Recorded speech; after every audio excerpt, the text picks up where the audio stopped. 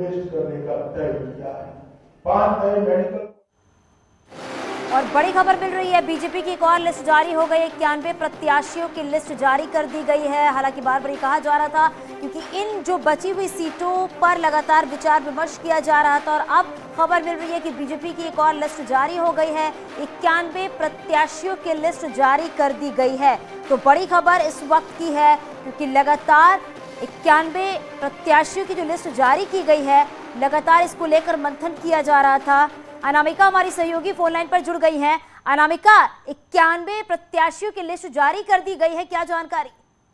देखिए, सबसे महत्वपूर्ण बात यह है कि जिस तरीके से आकलन ये किया जा रहा था कि इस फेज में जो सरकार में मंत्री हम टिकट कट सकते हैं, जिनके टिकट पे संकट बढ़ा भी रहा था, चाहे सतीश द्विवेदी की बात करें हम या स्वास्थ्य मंत्री रहे जयप्रताप सिंह की बात करें हम, लेकिन इन दोनों को टिकट दिया गया है। इसके अलावा इलाहाबाद दक्षिण से नंदगोपाल नंदी को टिकट दिया गया है। अयोध्या की वो सीट जिसको लेकर के सबसे ज्यादा लोगों की निगाहें थी, पहले ये आकलन किया जा रहा था कि मुख्यमंत्री योगी आदित्यनाथ इधर से चुनाव लड़ सकते हैं, लेकिन बड़ी खबर ये है कि वर्तमान में वहां से विधायक वेद प्रकाश गुप्ता को ही दोबारा टिकट दिया गया है वहां से, और वही इस बार प्रत्याशी होंगी बीजेपी की ओर से। इसके अलावा सरकार में सूचना सलाहकार शलभ मणि त्रिपाठी को भी देवरिया से टिकट दिया गया है।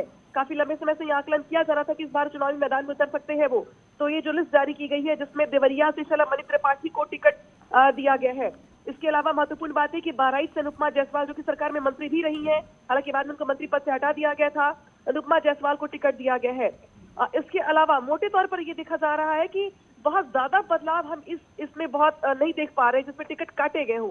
ये बात और है कि कुछ लोगों को मौका दिया गया है जो सरप्राइजिंग है, लेकिन फिर भी ये देखने में जरूर आ रहा है मोटे तौर पर कि बहुत ज्यादा टिकट कटते हुए यहाँ पे नहीं दिखाई दिए हैं। और चाहे रमापति शास्त्री की बात करें हम, मनकापुर से उनको फिर से मौका दिया गया है।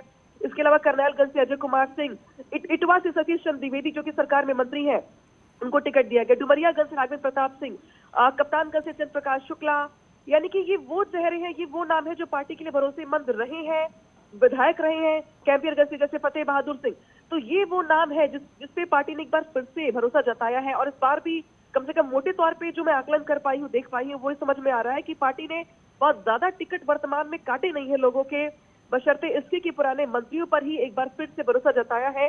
और कुछ ऐसे विधायक भी हैं जिनको इस बार भी मौका दिया गया चुनाव में।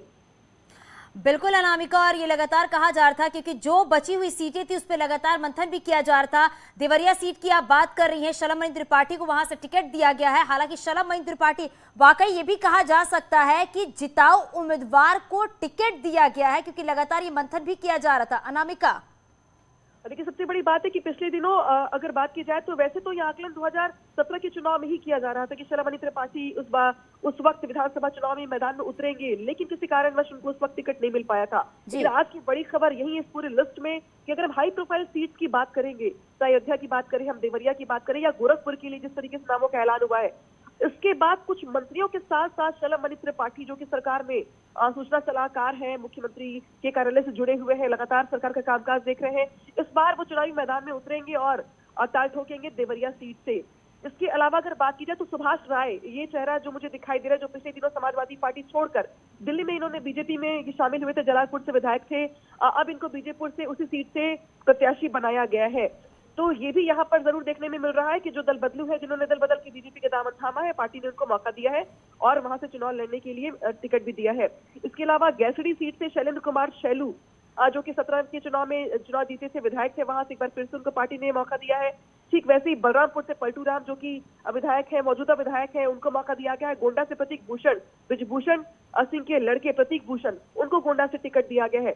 कुछ ऐसे ही नाम जो आपको नए नहीं लगेंगे। और टिकट कटने की अगर बात की जाए, जो मोटे तौर पर यह आकलन किया जा रहा था कि विधायकों के रिपोर्ट कार्ड के आधार पर लंबे चौड़े टिकट काटे जाएंगे, नए लोगों को मौका दिया जाएगा, तो कम से कम वो यहाँ पे कम दिखाई दे रहा है और टिकट कट्टे नजर कम आ रहे हैं। पुराने लोगों पर ही पार्टी ने फिर से भरोसा जताया है और मैक्सिमम मुझे लगता है कि शायद 90% या 95% जो कि कुछ अभी सीटें बची हुई हैं, अभी बहुत सारी सीटें जैसे लखनऊ को लेकर के सीटों का ऐलान नहीं किया गया है, इसके अलावा उन्नाव को लेकर ऐलान नहीं किया गया है, कानपुर को लेकर के भी कुछ सीटें बची हुई है।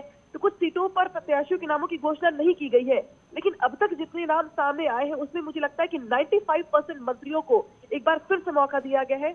पार्टी ने उन पर भरोसा जताया है, टिकट नहीं काटे हैं मंत्रियों के।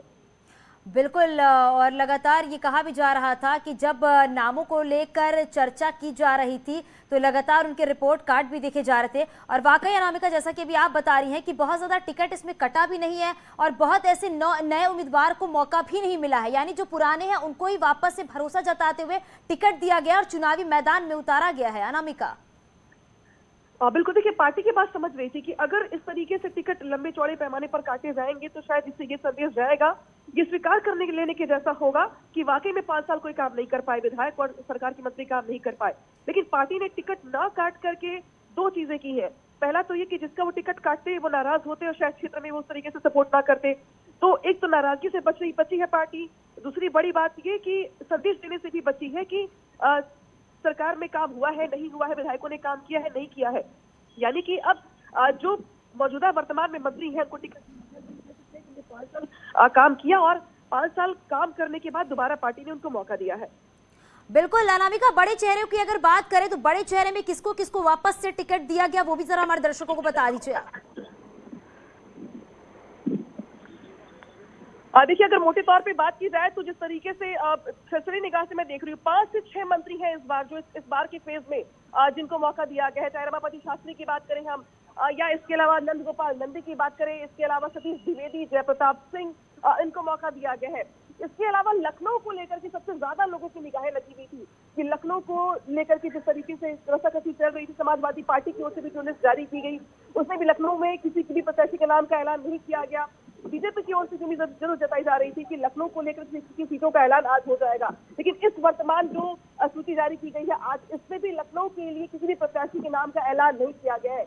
यानी कि जो पेच फंसा है लखनऊ की सीटों को लेकर के वो अभी भी बरकरार है। माना ये जा रहा है कि आने वाले दिनों में आ जाए, कल में ये भी सूची आ जाएगी, लेकिन फिलहाल इसमें जो शहर है इसके अलावा अगर बात की जाए अयोध्या की जो सदर सीट जिसको लेकर के पहले ये कहा जा रहा था कि मुख्यमंत्री योगी आदित्यनाथ अयोध्या से चुनाव लड़ सकते हैं, जो वहां के वर्तमान विधायक उन्होंने ये तक कह दिया था कि वो अपनी सीट छोड़ने को तैयार है। वेद प्रकाश गुप्ता ने यह ऐलान कर दिया था कि अगर मुख्यमंत्री चुनाव लड़ते हैं वहां से तो वो अपनी सीट छोड़ने को तैयार है। लेकिन पार्टी ने एक बार फिर से इन पर भरोसा जताया है, चूंकि अयोध्या में सरकार ने काम बहुत करवाया है, वहां के वर्तमान विधायक को लेकर के भी जो रिपोर्ट कार्ड है वो इतना बुरा नहीं था, लिहाजा एक बार पार्टी ने फिर से उनको मौका दिया है।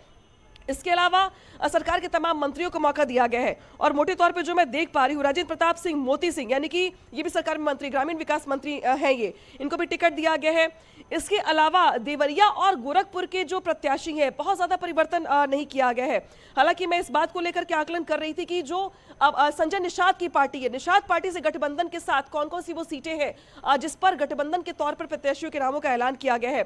तो गोरखपुर ग्रामीण को लेकर के एक खबर जरूर सामने आ रही थी कि गोरखपुर ग्रामीण से संजय निषाद के बेटे जो श्रवण निषाद है उनको मौका दिया जाएगा।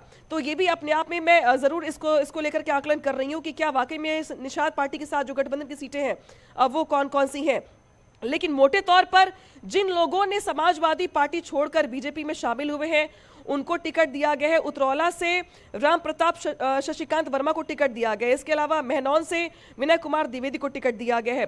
कटरा बाजार से बावन सिंह को, करनैलगंज से अजय कुमार सिंह को, इसके अलावा मनकापुर जिसका मैं जिक्र कर भी रही थी, रमापति शास्त्री वो चेहरे हैं जब एक के बाद एक सरकार में इस्तीफे हो रहे थे मंत्रियों के, उस दौरान भी इनका नाम सामने आया था कि क्या रमापति शास्त्री का भी टिकट कट सकता है, क्या ये भी सरकार छोड़ करके बीजेपी छोड़कर समाजवादी पार्टी में शामिल हो सकते हैं। लेकिन जो लिस्ट देख के सामने ये बात आई है रमापति शास्त्री को टिकट दिया गया है, यानी कि नाराजगी इनको लेकर के बहुत ज्यादा पार्टी के भीतर नहीं दिखाई दी है। इसके अलावा कप्तानगंज से चंद्र प्रकाश शुक्ला, बस्ती सदर से दयाराम चौधरी, खलीलाबाद से अंकुर कुमार तिवारी और इसके अलावा फरेदा